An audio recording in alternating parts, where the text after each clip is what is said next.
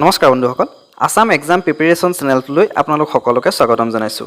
Assam top 20 জিকে question সিৰিজৰ আজি আমাৰ 4 নম্বৰ পাৰ্ট আমি এই পাৰ্টত আমি সম্পূৰ্ণ অসমীয়াত লৈ আহিছোঁ আমাৰ এই পাৰ্টত আমাৰ 20টা কোৱেশ্চন থাকিব বহুত ইম্পৰ্টেন্ট জিকে হয় আমি আগতেও আমি অসমৰ জিকেৰ ওপৰত আমি টপ 20 কৈ তিনটা ভিডিও দিলোঁ বহুত ইম্পৰ্টেন্ট কোৱেশ্চন এইখিনি আমি টপ 25 জিকে কোৱেশ্চনৰ সিৰিজ এটা চলাই আছোঁ আমাৰ এই ইয়াত আমাৰ অসমৰ লগতে ইণ্ডিয়াৰ লগতে ওৱৰ্ল্ডৰ গোটেই জিঅ'গ্ৰাফি পৰা ধৰি মেলি যিকোনো আমাৰ মিক্স কুৱেশ্যনখিনি আছে বহুত ইম্পৰ্টেণ্ট হয় আপোনালোকে এইখিনি যদি ভালদৰে চায় তেতিয়াহ'লে এডিআৰই হওক বা যিকোনো অসম গভৰ্ণমেণ্টৰ এক্সামেই হওক বা এছএছচি হওক যিকোনো গভৰ্ণমেণ্টৰ এক্সামতে আপোনালোকে এইখিনি কুৱেশ্যন কমন দেখা পাব আহক আজি আমাৰ এই ভিডিঅ'টো আৰম্ভ কৰোঁ আপোনালোকে যদি এইখিনি পিডিএফ আকাৰে পাব বিচাৰে তেতিয়াহ'লে টেলিগ্ৰাম চেনেলত জইন কৰিব মই ডেছক্ৰিপশ্যনতে লিংকটো দি দিম আমাৰ আজি 1 নম্বৰ কুৱেশ্যনত আছে যে অসম কৃষি বিশ্ববিদ্যালয় যোৰহাট প্ৰতিষ্ঠা হৈছিল আমাৰ চনটো সুধিছে যে অসম কৃষি বিশ্ববিদ্যালয় অৰ্থাৎ যোৰহাটত আছে অসম কৃষি বিশ্ববিদ্যালয় আসাম এগ্ৰিকালচাৰ ইউনিভাৰ্চিটি আৰু কিমান চনত প্ৰতিষ্ঠা হৈছিলে ইয়াৰ শুদ্ধটো হৈছে অপশ্যন এ 1969 1 এপ্ৰিলত কি হয় আমাৰ এই যোৰহাটত কি অসম কৃষি বিশ্ববিদ্যালয় প্ৰতিষ্ঠা হৈছিলে কুৱেশ্যন নম্বৰ 2 অসম অঞ্চলটো বংগৰ পৰা উত্তৰ পূব সীমান্ত অৰ্থাৎ নৰ্থ ইষ্ট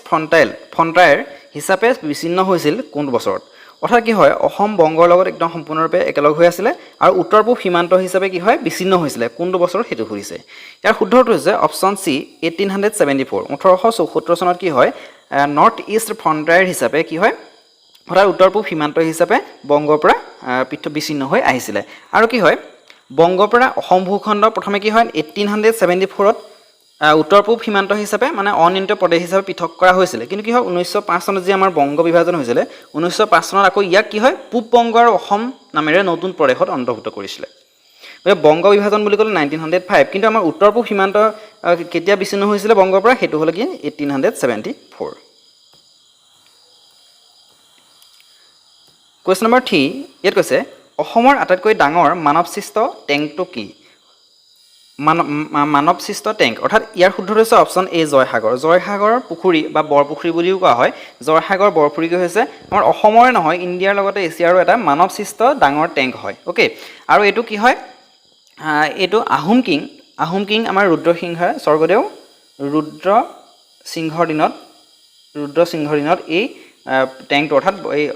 জয়সাগৰ বৰপুখুৰীটো খন্দা হৈছিলে আৰু কিমান চনত ইয়েৰটো আহিব পাৰে 1697 মই ৰখাব 1697ত ৰুদ্ৰসিংহই কি কৰিছিলে এই মানৱসৃষ্ট টেংক অৰ্থাৎ জয়সাগৰ বৰপুখুৰী খন্দাইছিলে কুৱেশ্যন নম্বৰ 4 আমাৰ কুৱেশ্যন নম্বৰ 4ত কৈছে যে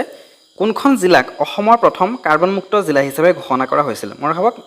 কাৰ্বন মুক্ত জিলা ইয়াৰ শুদ্ধটো হৈছে অপশ্যন বি মাজুলী কি হয় 2020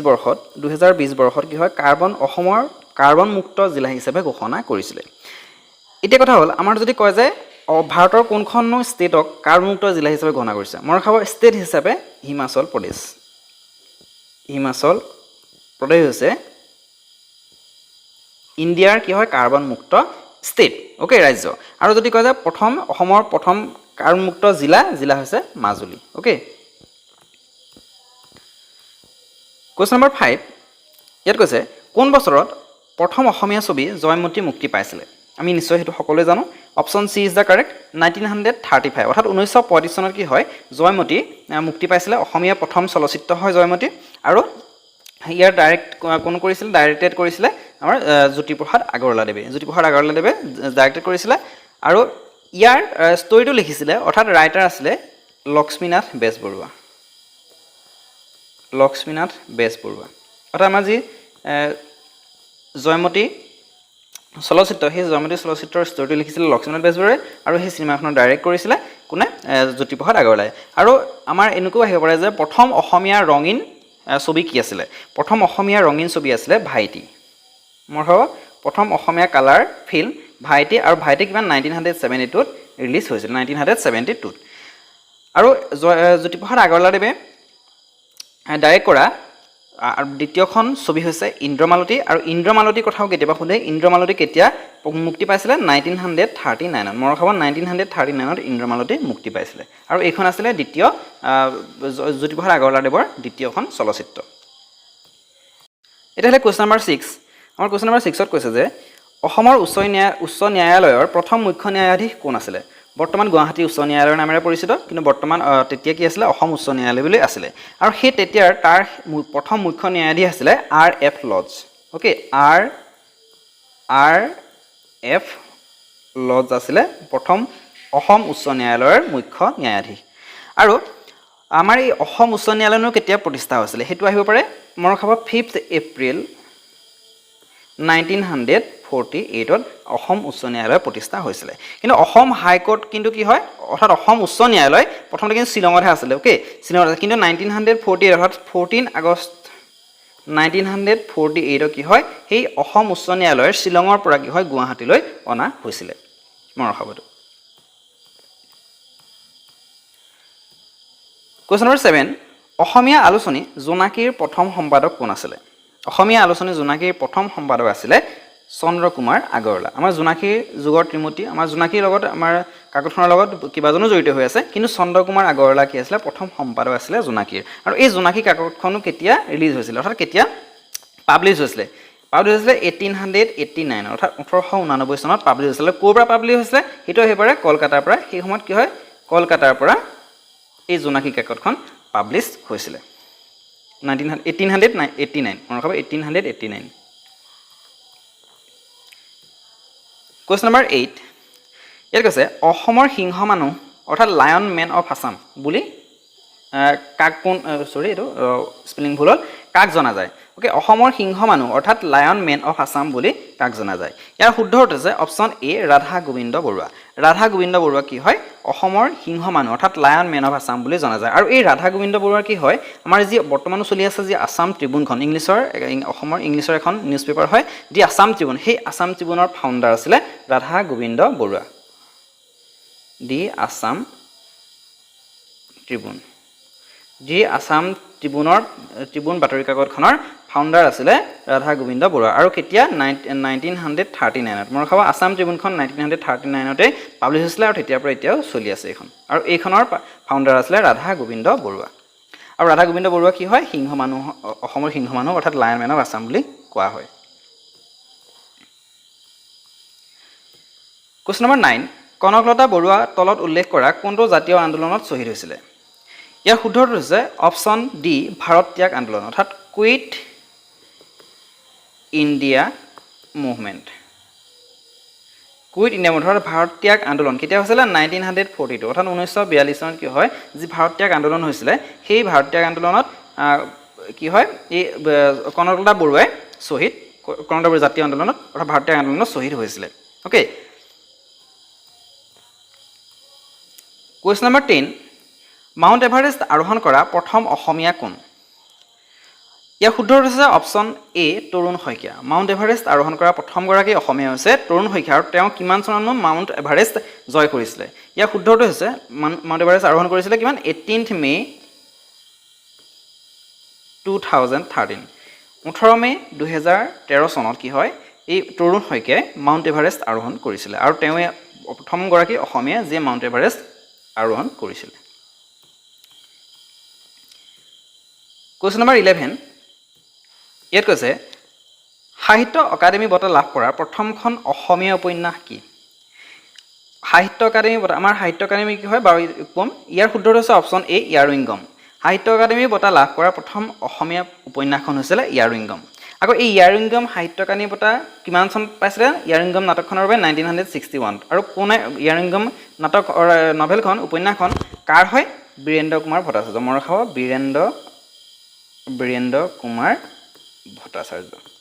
বীৰেন্দ্ৰ কুমাৰ ভট্টাচাৰ্য ইয়াৰুইংগম উপন্যাসখনৰ বাবে 1961ত কি পাইছিলে সাহিত্য অকাডেমি বঁটা লাভ কৰিছিলে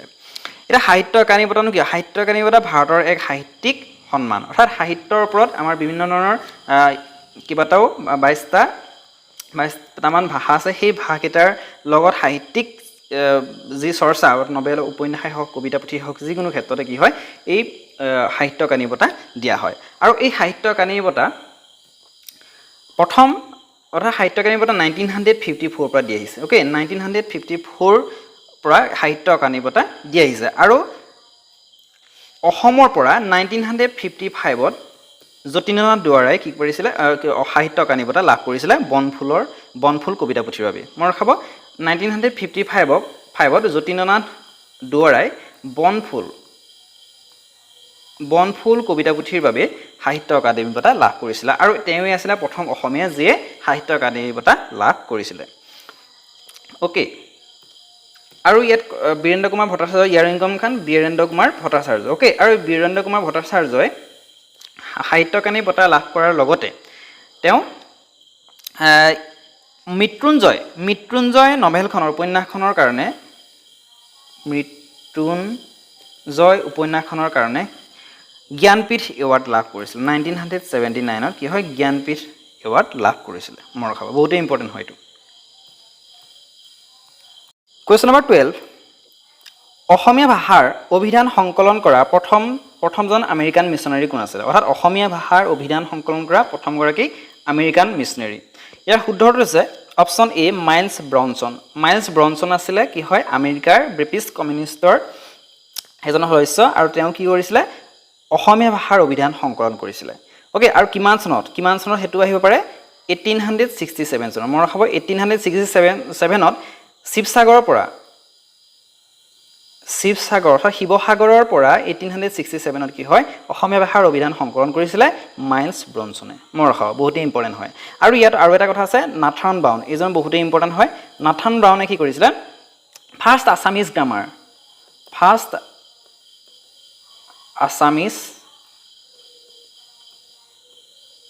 গ্ৰামাৰ উলিয়াইছিলে ওকে আৰু কিমান চনত 1846 একচুৱেলি 1846 মই কিছুমানৰ ক্ষেত্ৰত কিছু ক্ষেত্ৰত 48 পাইছোঁ 1846 48 যিকোনো এটা হ'ব আপোনালোকে যেটো এপ্ৰপ্ৰিয়েট হেতু কমেন্টত বক্সত জনাব আৰু সেই যি আমাৰ আছামিজ গ্ৰামাৰ আছিল সেইখনৰ নাম আছিল the grammatical notes on the Assamese language নাম আহিব নাথান ব্ৰাউনে যি ফাৰ্ষ্ট আছামিজ গ্ৰামাৰ উলিয়াইছিলে সেইখনৰ নাম হৈছে গ্ৰামাটিকেল নোটছ অন দি